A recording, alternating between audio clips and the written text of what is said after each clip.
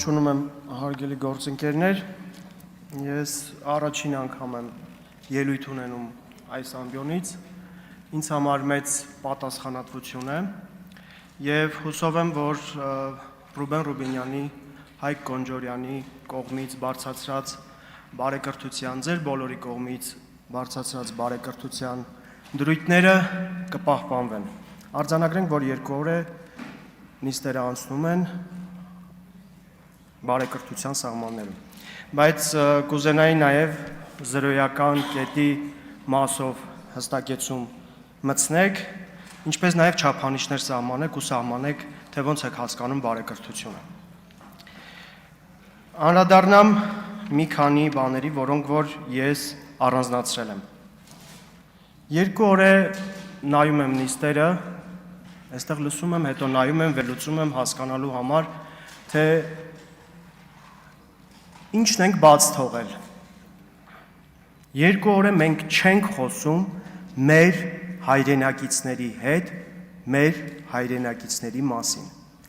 Եվ ես ուզում եմ այստեղից խոսքս ուղղել մեր սիրելի հայրենակիցներին։ Ամենայն պատասխանատվությամբ հայտարարում եմ, որ ուժեղ Հայաստանը կանգնած է յուրաքանչյուր հայի կողքին, մայրաքաղաքում, մարզերում, գյուղերում, Թեսփյուրքում։ Մեր քաղաքական թիմի թիվ 1 առաջնահերթություններից է մարզերի համաչափ զարգացումը։ Սրանք ուղղակի խոսքեր չեն, մենք սա արդեն գործով ցույց ենք տալիս։ Եվ սիրելի հայրենակիցներ, դուք իմացեք, մարզերում, գյուղերում մենք գալու ենք, լսելու ենք ձեր խնդիրները եւ հատկապես այն տեղերում, որտեղ մենք ճնշող մեծամասնությամբ աջակցություն ենք ստացել, անելու ենք ամեն բան, որ մեր հայրենակիցների կյանքը բարելավվի։ Ազգային ժողովի падգամավոր լինելը մեծ պատասխանատվություն է եւ առաջին հերթին խոսում է մեր ժողովրդի մասին, մեր ժողովրդի խնդիրների մասին, այդ խնդիրները բարձրաձայնելու մասին, այդ խնդիրներին լուծում գտնելու մասին։ Եվ սա մենք արդեն անում ենք ու անելու ենք։ Սիրելի հայրենակիցներ, մեզ սպասեք ձեր մարզերում, ձեր բնակավայրերում, ձեր գյուղերում, որպեսզի միասին ստեղծենք այն Հայաստանը, որը պատկերացնում ենք, ու այն ուժեղ Հայաստանը, որին բոլորս ձգտում ենք։ Ուղղակի պես 2 օրվա ընթացքում գետ 1 խոսք անգամ չգնաց, թե ինչպես են այդ հարցերը լուծվելու եւ ինչպես է կանգնելու այդ մարդկանց կողքին։ Մի քանի անդրադարձ եմ ուզում կատարել նաեւ քարոզարշավին։ Ես լոռեցի եմ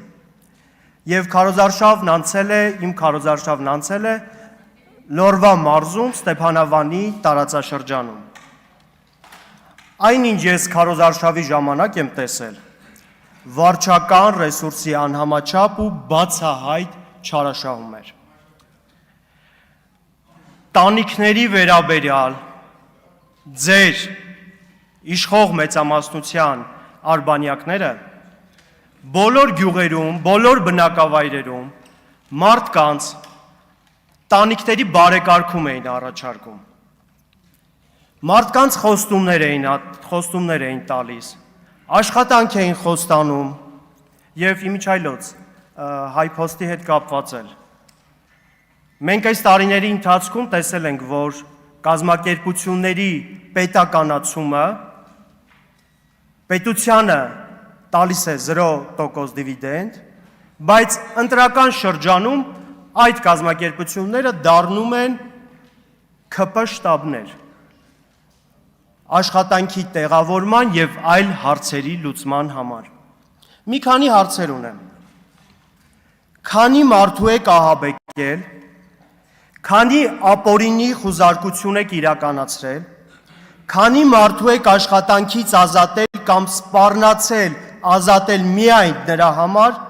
որ ունեցել են ձեզնից տարբերվող քաղաքական հայացքներ։ Ձեր գործընկերներից առնվազն 2-ը նստած են այստեղ, դուք ընդմիջմանը երևի հարց կտաք, իրենք ավելի մանրամասն կներկայացնեն, թե ինչպես են այդ սխեմաներն աշխատել ու ինչ պլանավորված չակերտավոր գլուխգործոցներ են իրականացրել։ Եվ վերջապես ֆիքսենք հունիսի 7-ի ժամը 2-ի դրվագը։ Ես շատ չեմ անդրադառնալու, բայց այդ դրվագը, ձեր ասուլիսի դրվագը Հայաստանի քաղաքական պատմության մեջ մնալու է հավերժ։ Հաջորդիվ ես որպես Հայաստանի ազգային ժողովի պատգամավոր անելու եմ ամեն բան, որ մեր մարզերում մեր հայրենակիցները երբևիցե իրենց մենակ չզգան։ Եվ ազգային ժողովի ամբիոնը ամենայն պատասխանատվությամբ ծառայի հենց մեր հայրենակիցներին, ժողովրդին լսելու համար։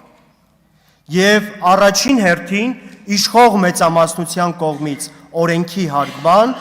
և քաղաքացու արժանապատվության հարգման համար։ Ինչքան էլ որ պատասխանատու լինի այս աշխատանքը, մեր ռազմավարությունը լինելու է ժողովրդի համար ու ժողովրդի կյանքը բարեկարգելու համար։ Դուք ճիշտ է, այս դահլիճում ձայների մեծամասնությամբ կարող եք որոշումներ ընդունել, կարող եք նաև ընտրել թեկնածուներ, ազգային ժողովի նախագահ եւ այլն եւ այլն։ Բայց ոչ լեգիտիմ ճակերտավոր հաղթանակը այն ինչ որ դուք արել եք ու այն ինչ որ դուք անում եք, այդ պատասխանատվությունը հաստատ մի օր կրելու եք։ Այն ինչ որ անում եք պետականության ու Հայաստանի դեմ, ու այն ինչ որ պատրաստվելու եք անել Հայաստանի պետականության դեմ, դրա պատասխանատվությունը հաստատ կրելու եք։ Ձեր գործընկերներից մեկը այստեղ այս ամբիոնից ասում էր, որ արտահայտություն էր օգտագործում, բայց քանի որ մենք բարեկրթության ենք անցել, չեմ ուզում այդ արտահայտությունը կրկնել։ Ու խնդրում եմ հենց դրա համար, որ չափելի դարձնեք բարեկրթության սահմանումը, թե ինչ է իրենից ենթադրում այդ բարեկրթությունը և ինչ չափանիշներով եք չափելու։ Հաջորդը, որ ես կուզենամ անդրադառնալ, բոլորն էլ սխալական են, պարոն Կոնջորյան, բոլորն այս կյանքում սխալական են։ Անձնական կյանքում կարող ենք ներողություն խնդրել ու անցնել առաջ։ Ներողությունը կամ կընկալվի, կամ չի ընկալվի։ Բայց քաղաքականության մեջ սխալվելը դա իրենից ենթադրում է որոշակի պատասխանատվություն եւ որոշակի քայլերի հաջորդականություն։ Պատգամավորի դեպքում մանդատի վայր դնելն է, այլ պաշտոնյաների դեպքում աշխատանքից ազատումն է եւ այլն եւ այլն։ Խնդրում եմ ուշադրություն դարձնել, որ քաղաքականության մեջ սխալվելը կարող է ճակատագրական լինել նաև բոլորի համար, ու այդ ճակատագրական սխալի պատճառով բոլորը տուժեն։ Խոսքս կուզենամ ամփոփել մի շատ կարևոր հանգամանքով, որը որ ֆիքսել ենք մենք այս օրերին հետընտրական շրջանում հատկապես մեր հայրենակիցների հետ հանդիպումներում եւ նրանց խնդիրները քննարկելու ժամանակ։ Մեզ ամենաշատը դիմում են, մեզ մենակ չթողնեք։ Եվ ես այս ամբիոնից հայտարարում եմ, որ մեր հայրենակիցներին մենք միայնակ չենք թողնելու, որովհետև ազգային ժողովի պատգամավոր լինելը դա պատասխանատվություն է առաջին հերթին մեր հայրենակիցների առջև։ Շնորհակալ եմ։